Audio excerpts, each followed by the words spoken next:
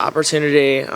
It's been a long time coming, and I just feel like I'm in the right place at the right time. Nice. You talk about the build here, but you're back quickly after your last fight, right? I just wonder how key that is for you, because it seemed like it was taking a while to get the momentum going.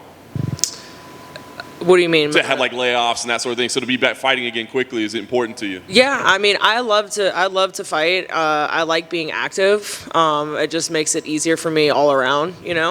I feel like when you have time off, too much time off, sometimes you get a little out of the moment. So I do like being in the moment. But now that I'm ranked and I'm like top 10 and I'm fighting ranked people, you do kind of need that little bit of extra time off to develop and get better and work on certain holes. So it is a little bit sooner than I would have thought, but it's not much faster, right? I usually like fighting maybe like 3 times a year, 4 times a year.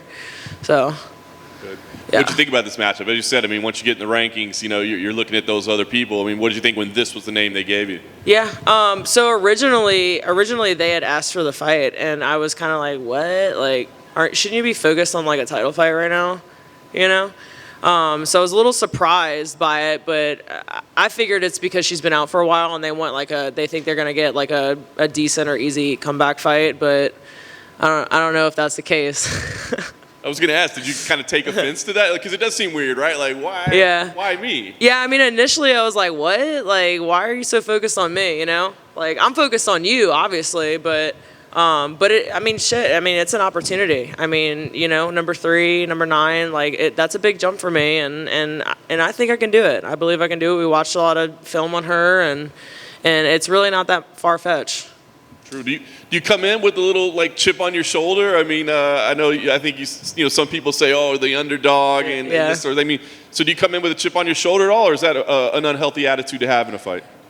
I don't think it's unhealthy at all. I think it's good competition, and yeah, I got a little bit of a chip on my shoulder because I do despise when people think that she's an underdog, like this is going to be an easy fight for Aspen. I live off that shit. I eat that shit up.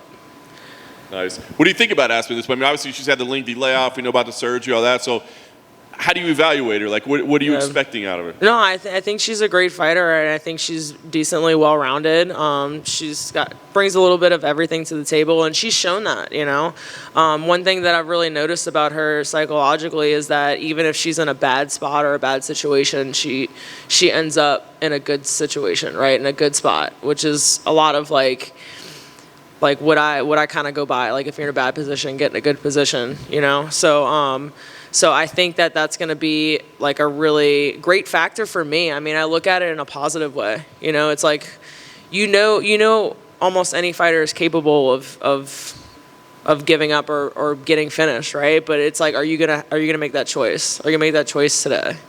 So I think that's what she has to deal with me, especially having a chip on my shoulder or whatever it might be. That's going to be that extra little thing that I need.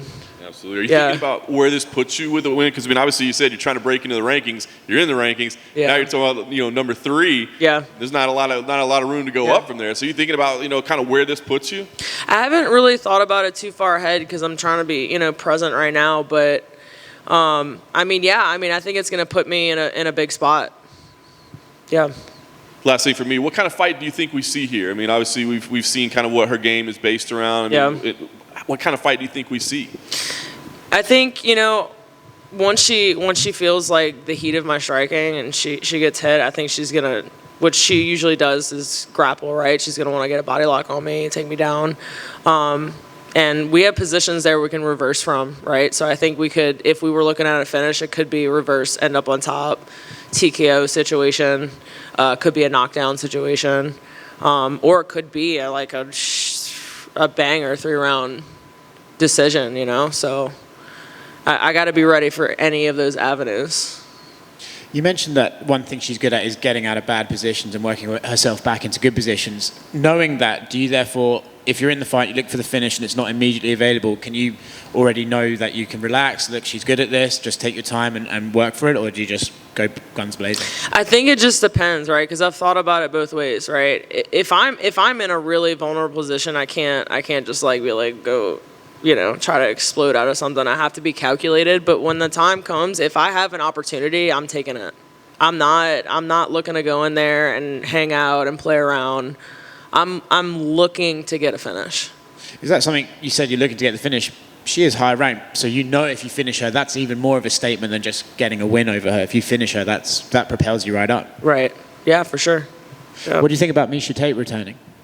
I think she looked great. Kudos to her. She's a mom, and she went in there and did her thing, and I think she looked really good. I'm kind of curious to see how she's going to do, with the newer up and coming fighters that are developing and still developing at fast pace, But it's pretty cool to see, someone who's been in the sport, who's had a name, come back and do the thing. So all respect for her.